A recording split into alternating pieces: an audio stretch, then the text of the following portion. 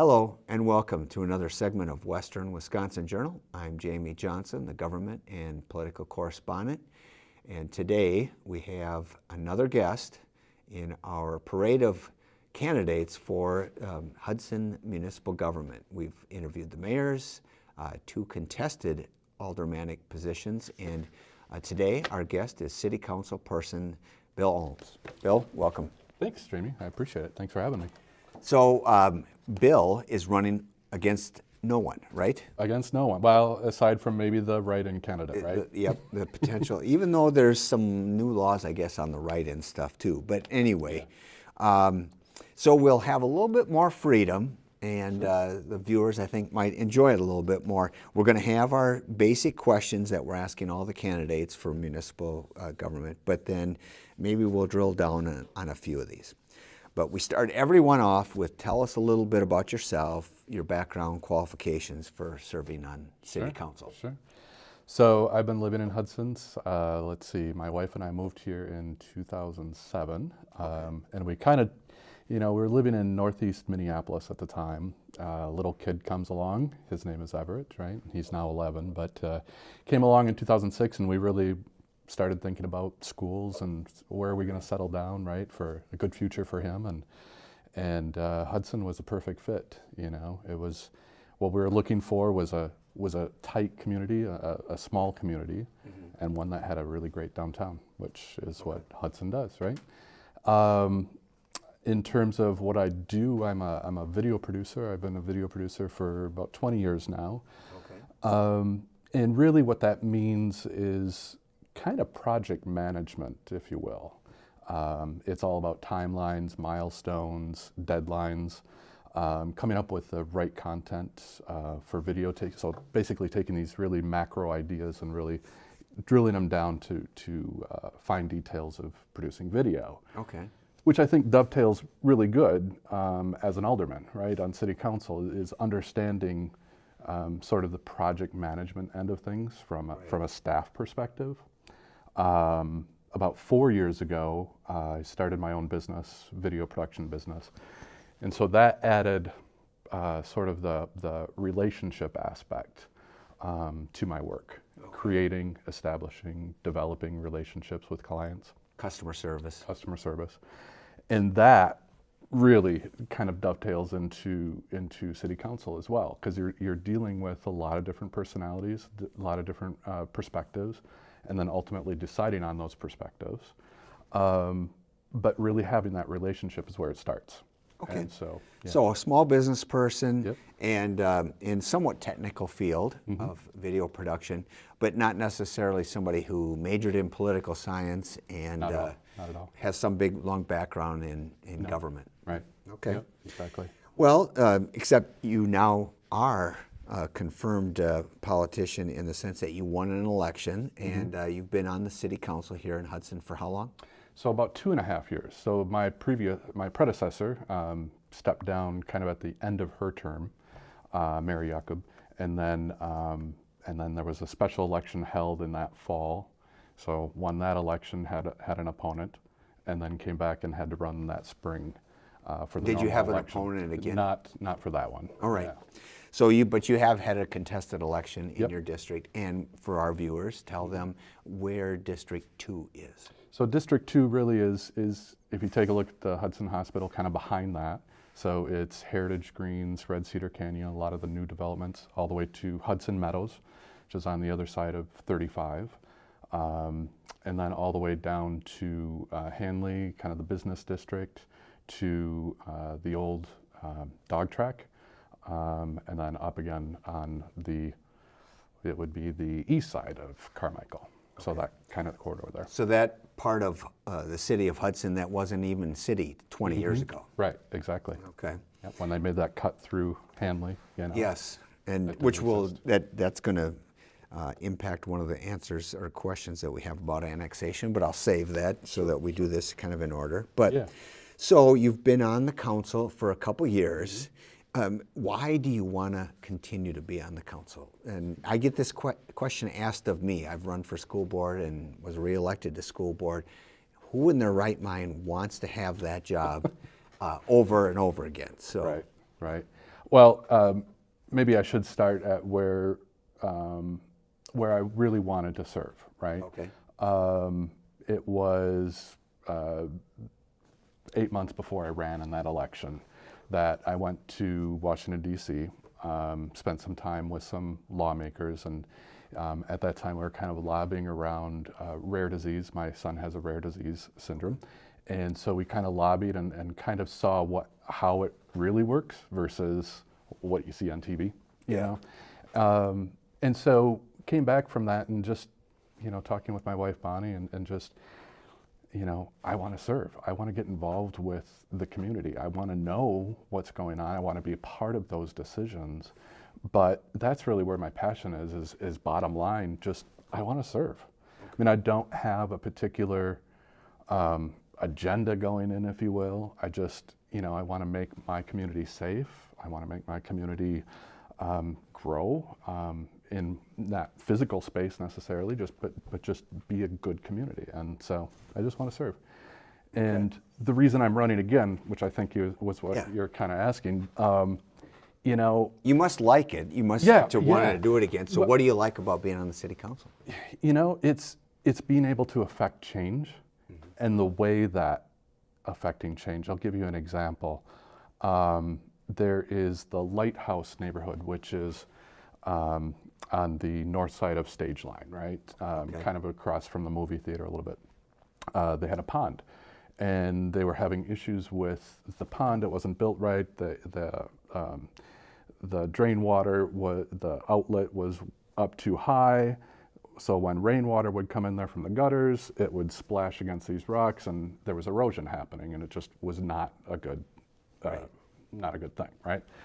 So that neighborhood kind of approached the city multiple times throughout the years, reached out to me, and all it really took was me getting people into a room, having a discussion. How are we going to fix this? Let's get it done.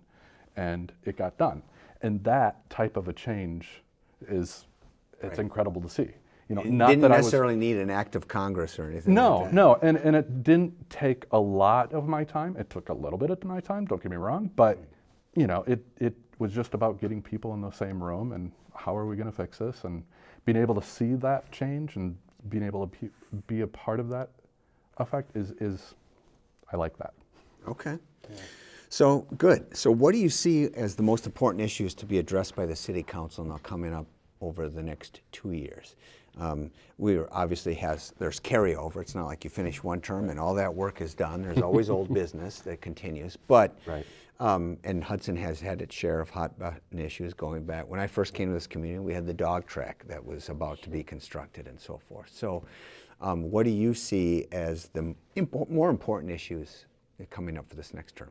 So spring of 2017, we had an RFP out there to have 5 bugles come in and take a look at the space needs for our fire department. And they came in, they spent some time, I guess this would have been late winter, last winter, that they put all this stuff together, right? But they came in with a presentation in the spring of 2017. And really, and it was at City Council, they went through all the things and just seeing what shape our fire department, our building is, right? 40 years old, over 40 years old. There's an office in a shower stall, right? There's a lot of safety issues around cancer. There's a lot of talk now nationwide with cancer and firefighters, making sure that they get new good clothing, that they shower and get all that stuff off. Well, there's not those facilities at our facility, right? Taking a look at that, in my mind, is the number one safety issue. We need to get another building built. You say another. Are you looking to replace current? No, replace current. Okay. And I don't know what happens to the old. I don't think it can be repurposed. I mean, it's over 40 years old. So we would look to do something with that piece of property, but it wouldn't be a satellite fire station, if you will. So is the location set where that new building's going to be, in your mind? In my mind, yes. although there hasn't been the formal confirmation from the city council that we're going to build Right. and we're going to build on this land, but we're looking at the ward site, which sort of sits behind, it's off of Cooley, kind of behind that Freedom Station over by Domino's, that area, kind of by the, well, it's the old golf course, right? Yes. There's a couple of pole I buildings think that was there. number 5, hole number 5 or something. like Was that, it? but Yeah. I never did play that one. Okay. So anyway, that's the location that we're talking about, just Correct. on the north, off the north frontage road there. Exactly right. Okay. Exactly right. And we've looked at infrastructure, what roads will eventually go there anyway, whether it's built as a fire station or not. Seems like a really prime location, especially for the growth, So right? public safety. Public safety. And on that subject, because this was an idea, I have to give, I heard it from one of the candidates. Okay. Was what about the potential for EMS and fire at the same location? Is that something that you would consider, or you think is a good idea, or do you think it's not ready yet to be discussed? Well, where it's sitting right now is that land has metal buildings, old pole buildings from the golf course that are reusable. And right now we are going through an RFP process to take a look at those buildings to renovate them for a new location for EMS as well. Okay. It was brought up in our most previous council meeting. I think Mr. Hoggett brought it up about, hey, can we take a look at the 5 Bugles proposal at this point for a fire station on ward to potentially incorporate EMS in there. So, I think where EMS is right now, I think it's time that we need to be creative a little bit about taking a look at the service in and of itself. I feel like we need to step back just a little bit and look at from a global perspective and what is the right answer. Right now on the forefront, what we heard in the last council meeting was there's safety concerns when it comes to staffing it right now. Those are being worked through, we're hiring and all that and backfilling, but that is a real concern, kind of like right in our face, right? But the secondary piece is EMS as a service is going to increase in price over the coming years. I mean, we had to, I don't know if you saw the budget increase Right. this last cycle. A large share of that is to fund EMS and get it to where we want to be in that 3-year, 5-year plan. So I'm a proponent of taking a look at what do we want to do with EMS as a whole. Now, the big conversation we had last summer, I really learned from my constituents, my neighbors, spent hours on the phone. I mean, this is the part of the job that's like tough because it takes a lot of time, but it's important. The stuff that I was hearing from my constituents was, we don't want to lose our EMS as a public service. We don't want to privatize EMS. And if that means we need to increase taxes to hold on to our EMS, that's what we'll do. Okay. I think the question that we're going to have in the coming year or 2 years is, to what degree are we okay raising Right. taxes to keep our service, right? Yeah, it's a great thing in theory, but then when you get down to actual numbers. Correct. Yep. And so really, when that vote came down, we're looking at Lakeview at that time, right? And we're looking to disband talking with Lakeview and keep with St. Croix EMS, right? I think at least my vote in this was a thought that a bunch of people from diverse sections of the city will kind of come together and come up with a solution. That's what my hope is. We just heard kind of a recap, if you will, of where that ad hoc committee is right now with things. And one of the things that I threw out, have we looked at fire-based EMS as a potential long-term? Is that possible? And they have not looked into that yet. But I think stepping back a little bit would be a good idea, and really having some some rich conversations about what does that look like in the long term. Okay. Does that make sense? Yep. All right. Here's a question that's asked of everyone. Do you see any areas where the city could reduce spending without reducing services? You know, it's, I do. I think that comes down to where is there overlap in staff. So it's a little bit managing productivity between staff. You know, I just came out of public safety tonight to come here, and you know, Chief St. Martin was talking about working with the police and EMS about where's that overlap. You know, we had a staffing issue with EMS a couple of weeks back, and you know, how could fire sort of take over some aspects, not long term, but where could there be overlap and where could there be gains? Where could there be productivity gains? And I think, because at the end of the day, I don't want to lose service. You know, I mean, the things that we kind of cut for this budget to come in that, what was it? We came under the $5.30 per thousand for $5.30 per thousand. We did that by nixing the goats coming in and taking care of some of the weeds and whatnot, and the other one was updating our website, city website, which we could hold off to another time. Okay. But from a service end, you know, I don't see where the cuts would be. It would be productivity. Right. One of the things that was brought up by some of the candidates, you know, comparing us to River Falls and the fact that River Falls has way more staff than Hudson does, yet Hudson is about the same population, maybe even slightly bigger. Right. Now, part of that is River Falls also gets like $1 million more in state aid than University, Hudson, right? Hudson does. Right, right. Mm-hmm.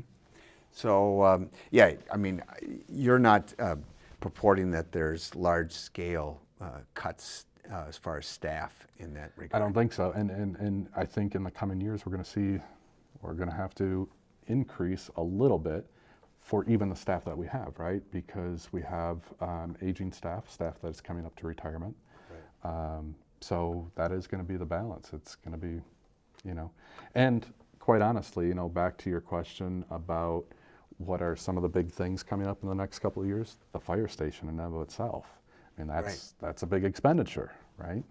And what does that do to the taxes as well? So, yeah. Okay. Now we're on to the development question. And are you somebody who's a proponent of residential and commercial development, or do you prefer one over the other? Are you just for limiting it all? And you know, where does that fit into an overall comprehensive plan for zoning? Sure. And annexation. Gotcha. So yeah, I mean, we're almost built out, right? We're getting close to building out the land that we have as Hudson as a city, right? I like to see a mix of residential and commercial, with a keen eye on what that commercial is. I'll give you, you know, when my wife and I were going to move here, right? So this is 2006. We were kind of deciding where we're going to live and decided on Hudson. And, you know, that conversation, I remember clear as day that I'm sitting down with Bonnie and both of us are like, we do not want to move to a suburb. Right. You know, we don't want to move to, because both of us at the time were working in Minneapolis, and we want to live in a community, a place that has a downtown, something that's separate, something that's not just created, you know. Right. I liken it to Woodbury. You know, that choice to go to Hudson. Nothing against Woodbury, Nothing but they don't have a center downtown. Correct. Exactly. Right. Exactly. And so when we take a look at the potential annexation, the potential growth, you know, it just came out this last week that Mayo is looking at building a healthcare facility, which happens to be in District 2 over by the movie theater. You know, you take a look at that, and it's even that, I think, shines a spotlight on perhaps a gem that's been in Hudson that, you know, it's all that land over by the movie theater, right? Right. But I want to be cautious. To what end do we build? Are we building strip mall after strip mall after strip mall? I mean, I don't want us to be sort of that shopping hub and losing out on where our small businesses are, right? I mean, I'm kind of an entrepreneur, right? Started my own business. I want people to be able to play in that arena and start their own business versus competing with the big dogs, if that makes sense. Yeah. Because I think that it also sets us apart, sets Hudson apart as being that tight-knit community, right? Go ahead. Well, I was just curious. You mentioned about you listen to your constituents. I can tell you spend time doing that. So what's the feedback been about the announcement regarding Mayo? I have not heard anything but a big thumbs up. Okay. Favorable. Favorable, yes. Yes. With maybe one or two exceptions, but there's a little neighborhood. I call it little. It's not that little. Hudson Meadows, which is on the east side of 35, right? Okay. So it's kind of off of Hanley, by the new Excel building, kind of adjacent to that, right? And they're on the easternmost edge, really, of Hudson. And right. There's a disconnect, right? You got 35 there, right. And then all of District 2 is really kind of disconnected a little bit with O'Neill, yep. Being still a strip of the town of Hudson, right? So seeing something like a Mayo come into the movie theater and the potential of growth there, I think is exciting, especially for our district, about the potential. Right. Yeah. Well, and to circle back again, it does make relocating the EMS or the fire department, kind of an important conversation, because if right. That's where the growth of the city is going to be, correct. It's not a wise decision to keep the fire department downtown. Exactly right. And we've talked a little bit too with our partners in North Hudson, town of Hudson, because I sit on the joint fire board. You know, is there a potential for a satellite station in North Hudson? Something, you know, now that we take the fire station out of downtown, right. Is there a spot that we could park a truck? So we kind of have those conversations too a little bit, so that we still maintain that presence, that good safety presence. But you're right, it's building to where potential growth is and actual right. Growth is happening, right? Well, and then Holton is kind of in no man's land between Somerset, New Richmond, Hudson, and you know, when there's major fires, I know that they get responses probably from all three, but right. Who knows what the growth is going to be with the bridge and how that might impact North Hudson and so forth, right? Right, right. So you got to look at it as more of a regional thing as well, mm-hmm. How the city's interests fit in with the region. Right, but there's also one thing I wanted to mention too about the annexation piece. Sure. Because right now, I think we really have to, you know, you go back to what are the big issues for the next 2 years, and I think one of the conversations we need to have as a council, especially in the next year, if not two, is what do we want to do with growth, right? Because right now, we are up against water and sewer and capacity. We're getting very close to capacity where we can't build anymore unless we renovate, expand, or build new on the sewer and water. Mm-hmm. And again, it's infrastructure. At what cost is that building going to come to the city, right? Right. So yes to annexation, but a cautious yes. And why are we growing? And how much of that cost can be passed on to the developers, to the new correct folks, who it would be the purpose of doing it, of building mm-hmm. it. So, all right. Good answer. Well, the city's plan for maintaining and improving infrastructure. Here we go. So is that sufficient, do you think, our 5-year plan? Is it why or why not? You know,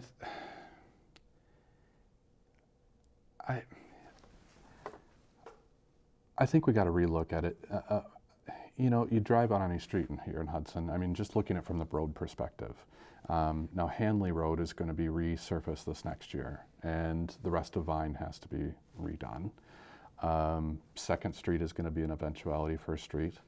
I think, quite honestly, I think we have to relook at it and relook at it from the idea of how much do we really want to expand. As, I see a potential race coming for development, specifically between Hudson and River Falls. Yeah, I think River Falls is already, they've Yes. already jackrabbited out of the chute. Yes, exactly. So do we want to be a part of that race? Do we not want to be a part of that race? I think those are the types of questions we have to ask. So, All right, and then, so the infrastructure, we talked a little bit already about EMS, but it was no doubt the hot button issue over this last term, and you know, there's been some decisions made, but nothing long term. That's the sense I get anyway. So what do you see as the answer to financially sustain the EMS and get it through its current staffing issues? current staffing issues, which are generally being worked on for the amount that we raised taxes for EMS, right? So now it's just a matter of getting butts in seats, really, right? It's a matter of hiring those folks and getting them up to speed. But building that out, you know, we looked at, you know, 3 different options. We chose kind of that option 3, which would bring us in par with what the Lakeview proposal would have been, right? It's 2 paramedics per truck. And I think we have, you know, it kind of goes back to, Jamie, we have to be creative. And we have to look at this. And I think we have to have more conversation with our community. Again, back to the phone calls and the emails that I took, you know, let's keep that EMS. But I think we need to have that conversation with our community. To what degree are we okay? At what, you know, if we're raising, you know, potentially up to our levy limit, our state imposed levy limit, not just our Hudson levy limit that was self-imposed, which we broke this last year. We have to have that conversation, and I think we have to look at what are different possibilities, because at the end of the day, it's safety. At the end of the day, you as a taxpayer, I as a taxpayer, I think what I was hearing anyway from my constituents was, we're paying taxes. What we expect from these taxes is, number one, safety, right? And so we're, you know, that's sort of that gut feeling. But let's have more conversation, because, you know, here's a question that I posed, you know, at that last council meeting. Has the ad hoc looked at a fire-based EMS, right? Because what does that mean, fire-based EMS? So there are a few locations in Minnesota that run fire-based EMS. North St. Paul, I believe, Woodbury, where they, not Woodbury, Oakdale, I want to say, where they're running fire-based EMS, so they're able to use the same staff in 2 different capacities. Okay.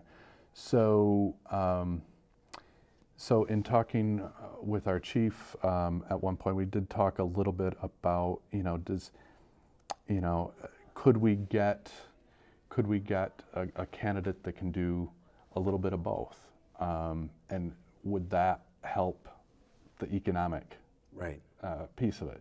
Now, we have a great fire department, and you know, you look at our fire department, and the volunteerism, you know, that is thriving in Hudson. When you look at it on a national basis, it's not thriving. It's, you know, they're having to move to part-time, full-time.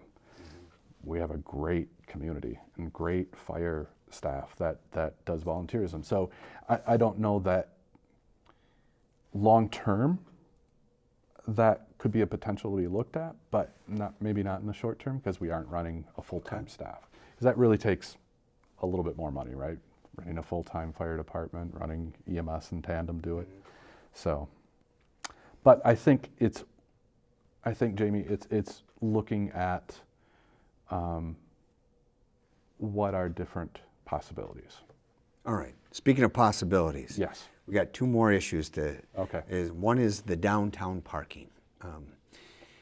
So do you see it as a major problem, or do you see it as a high priority? Where are you on that, and what do you think would be some sensible solutions? I'm probably not. This will probably ruffle some feathers, but I think to some degree we kind of have a walking problem downtown. Right. And instead of, I can always find parking if I go up to 3rd or north of 3rd, and then walk down the hill. But your district is the furthest away from Yep. the downtown area. Correct. And so do you get constituents that say this is a bigger problem than EMS or infrastructure? No, I really don't get that feedback. Okay. Not from my constituents. But it is a growing problem. We hear it a lot from the business owners, who are really catching it from the front end, right? It's, Right. I had to park way back over there, and I'm not even going to come to your establishment, or whatever, right? Yeah. So they're hearing. We don't that want on to the front discourage end. people from coming to Hudson. Right. Because Exactly. it doesn't make economic sense. You want to encourage Exactly visitors. right. Exactly right. So I think the number one thing is that we're being proactive about is when we took a look at the stalls, and we're now in the RFP about putting new Meters. and what? Thank you. New meters and figuring out that, which is exciting to me from not only a parking standpoint but a public safety standpoint, because it's now by license plate, to which can fold into the police department for safety purposes. I think extending the hours, like we're extending the hours into the evening for paid parking is huge. More turnover, the better. But I think,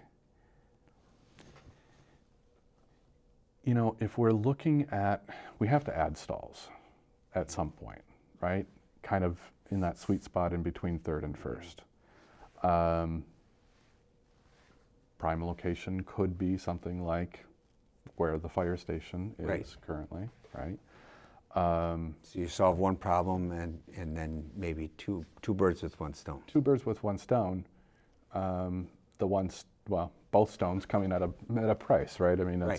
So it's our how much birds, you. yeah. But you're talking about raising revenue to be able to build that, because it's hard to justify that per parking spot cost of new construction.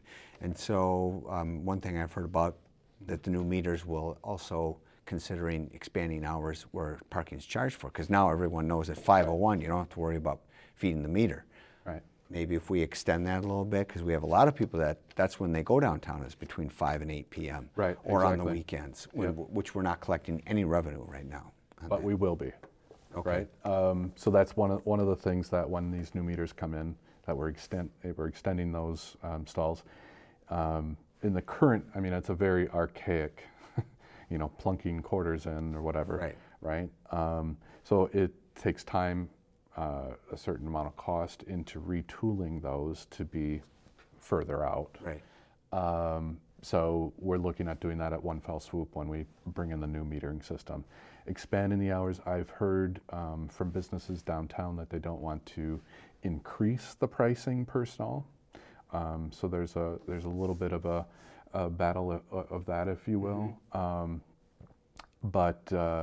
what about maybe not increasing the price at every stall, but what about more prime stalls are Right. increased, right? Maybe Yeah. all along 2nd Street. Yeah. Yeah, I think people do like to have that ability to park right in front. But if I have an option and it saves me $1 or $2 an hour, and I have to only walk 2 extra blocks, I might do that. But there are some people that don't want to do any walking. So, like you said, a walking problem instead of a parking problem. Last question on a specific issue is the redevelopment on around Lakefront Park. Yeah. Is that something that should be a high priority? How urgent is it? And the next question is how extensive. So, Gotcha. you know, from an urgency standpoint, you know, I don't think that we're capitalizing on the river as much as we could capitalize on the river. And I think that's, it's an interesting study that was done. And I really am a proponent of doing things in phases, right? But I think we need to look at that from 5 to 10 years, kind of an aspect. So not completely front burner, but let's at least take a couple of steps, you know, from the time that the short time that I've been on city council, you know, I've noticed from time to time, oftentimes maybe, that, you know, plans are set forth and we don't move on those plans. Right. So let's Studies are done. Studies are done. Ideas are brought forward, but then no action But taken. then no action taken. Yeah. I'd say let's take at least one step in the next 5 to 10 years, maybe sooner if it's a step that's not too egregious. I like the beer garden idea, right on the, and I don't know if you've seen the study at all. I haven't. Okay. I haven't looked at it real closely. So there was an idea for potential, like an outdoor kind of a beer garden that kind of sits on the river that could be city-based, right? Potential for having a destination at the end of the dike. You know, there's a lot of safety concerns at the end of the dike from, you know, I don't know how many times Marty had to send squads out to the end of the dike, you know, over the summer. But you bring a destination out there, a destination that families can walk to and enjoy, whether it's a light restaurant or concessions or something. And then tie-ups. Let's add some more tie-ups for the boats. You know, I don't have a boat. I would like to have a boat someday, but don't have a boat. But sometimes we'll rent one, right, from say Stillwater, and we'll boat down, and it's you know, it's so easy to go to Afton and pull up and dock, right? You pay We don't have that $5. here. We don't really have, you know, we don't have enough of it. Certainly not for our sailboaters that have to go down that rocky incline and everything. So okay. So you would like to see some sort of redevelopment get at least started, and let's invite the river. You know, that's what I kind of look at it is. Let's invite the river into the community even more than what we're. Well, I think, and it was smart of the council to at least do the study, because I mean, we've got this natural asset here. How can we take advantage and advance it without too much expense, or you know, and seeing what kind of a benefit we get back on our return. So. Any other issues that you think the council should be addressing then in the next couple of years, or anything more that you wanted to add? Yeah, nothing comes to mind. I think, you know, back to what you were asking about, what question was it? It was the infrastructure. Okay. No, the reduced spending without reducing services. Right. I mean, I think there's room in certain things to increase. I think, you know, some things that I've heard from boaters, for example, that live in my district, you know, that coming down and putting a boat into the water, it's relatively cheap, you know. We could potentially increase some permitting, I think, strategically throughout the city that could increase revenue a little bit. Getting creative with our revenue raising. Yeah, exactly.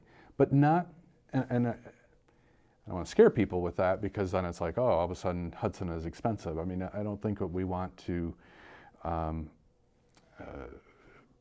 charge our way out of the tourism that But we're there's a trying to balance create. between charging people who are never going to take advantage of it versus you know, the people who are using it and getting them to at least pay more than what somebody who's not. Perfect example is I met with a client. I hadn't met with her until today, right? And it was out in Eden Prairie.